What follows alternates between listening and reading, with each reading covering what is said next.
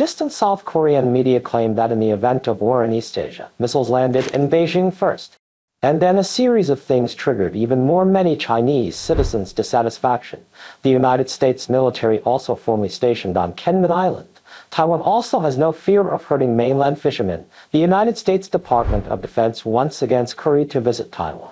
Distant South Korean media claimed that in the event of war in East Asia, missiles landed in Beijing first. What chilling news this is!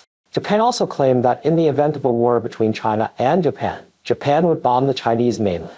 The Philippines has also begun to toughen its attitude toward Huanyang Island. India claims to be ready to take on China at the border. Why is China suddenly facing such a serious crisis in its neighborhood? It's like the owner whistles and a pack of dogs start barking like crazy. Regarding the recent situation, many people have made analyses, and I have read an article on Washington Sword about this matter, and I think the angle of analysis is very good. Recently, the Philippines, Japan, South Korea, and India, including Europe, have begun to show their claws and teeth at the behest of their American masters. Let's sort out what really happened. At the recent Munich conference, United States Secretary of State Abraham Lincoln formally described Sino-United States relations as increasingly confrontational. While some Chinese are diligently courting the United States and judging that the United States is not China's enemy, Lincoln is on record as saying that United States-China relations are increasingly confrontational, and issued a very hostile metaphor about how if you're not sitting at the table, you're on the menu. Lincoln made it clear for all countries to choose their teams, not to have an unclear attitude and a choice between China and the United States. I do not know if you have noticed a strange phenomenon. The Russian-Ukrainian conflict cannot see the United States aircraft carrier. There are two carriers appeared in the Middle East in the fierce battle, and then because of the fear of the Red Sea, Iran subsequently withdrew back. Thus, despite the high level of United States hostility to the Russo-Ukrainian war in the Middle East side of the equation, actual United States action is rare. But the United States has deployed 5 carrier battle groups in China's neighborhood, an act that is undoubtedly hostile. And those who say that the United States is not China's enemy are also very foolish. After the United States made these actions, Japan, South Korea, the Philippines, and other neighboring countries reacted with excitement and immediately launched provocative and threatening rhetoric against China. Many of you have studied the National Defense Authorization Act for fiscal year 2024 released by the United States, and while I can tread the original English, I can see that it's a declaration of war on China over. China is a challenge for the United States moving forward. This document says, and this budget is designed to confront the key challenge today, tomorrow, and in the future. The United States defense budget in 2024 vigorously increased its investments, which were largely focused on China's periphery. Not only that, the United States has increased arms sales to Taiwan, deployed large amounts of military equipment in South Korea, and liberalized its military stranglehold on Japan.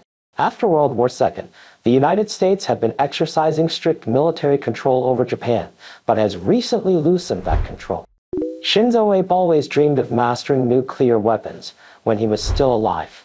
But at that time, the United States was still adamant in its disapproval, but today it is relaxing its military constraints on Japan.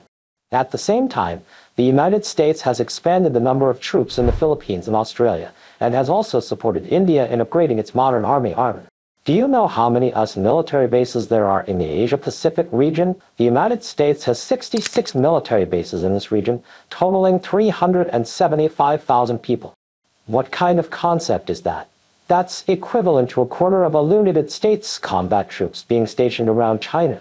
To this day, the United States planning to use the first island chain as a battleground has reached the execution stage. Which brings me back to what my good friend said. America is not our enemy. America is not our enemy. Why not look at the reality? The Pentagon report has already shown that a strategic encirclement centered on the United States is already forming around China in 2023. The United States Sino-Pacific strategy has passed the research stage to the deployment stage, and the United States has formed for important pivot points through Japan, South Korea, and other countries in China's neighborhood. A huge encircling network has been deployed. Those who are familiar with the military should have an impression of the sea surround by Dai Zhu, a famous young Chinese military strategist. The United States is now openly deploying the Typhoon intermediate-range ballistic missile in South Korea, and we can imagine who the target is. In addition, the United States, Japan, and South Korea will share nuclear threat safeguards mechanisms. A trilateral safeguards relationship between the United States, Australia, and the United Kingdom is also being actively pursued. Israel has also claimed that it wants to help Taiwan develop nuclear weapons. There are also growing calls within the United States for a nuclear umbrella for Taiwan, not only from the far right, but also from lawmakers and policymakers. In this case, my friend still says that America is not our enemy, which can only mean that you are kind. However, I am very afraid that such a philosophy and claim will paralyze our national fight in today's internet environment. All the realities show that what now surrounds China is not peace and friendship, or even a general strategic threat. Rather, it is a targeted warning of war with the blade of a knife at our neck. Peace has today become an unattainable situation. The military commentator of Washington Sword, Mr. Tan Kwando, has made a very brilliant comment, saying that the intensive introduction of the Comprehensive Anti-China Act by the United States shows that the first national policy of the United States is to stifle China, the number one enemy. The Cold War between China and the United States has long been launched on all fronts and has now gone through the stage of public opinion rumor smearing, economic chain breaking and delinking, and scientific and technological containment, and is in the middle of a financial battle between you and me. And the only thing that remains is a direct hot war on the military. Former Australian Prime Minister Kevin Rudd, he made it even more obvious that the question for both the United States and China is no longer how to avoid conflict, but rather the question of when it will happen and under what circumstances it will happen. A Iran think tank has also long recognized that as the situation in the Taiwan Strait and the South China Sea and the Korean Peninsula continues to heat up, the United States will eventually engage in a major battle with China. Except for China's liberal elites, the whole world knows that the United States' goal is to completely crush China and stop its modernization process.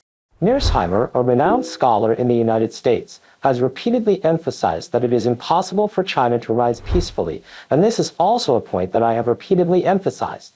I highly recommend that you pay attention to Washington Sword. There are often very good articles on this account. Nowadays, many people's articles focus too much on the form and forget the substance. But in war, people have to die, and in front of life, this kind of form is useless. Hide in a corner and pray that America is not our enemy. America is not our enemy. America is not our enemy. All this is useless. Even if you pray 10,000 times, it does nothing. Well, that's all for this program. I'm Seaman An, a resident of Beijing, China. See you soon.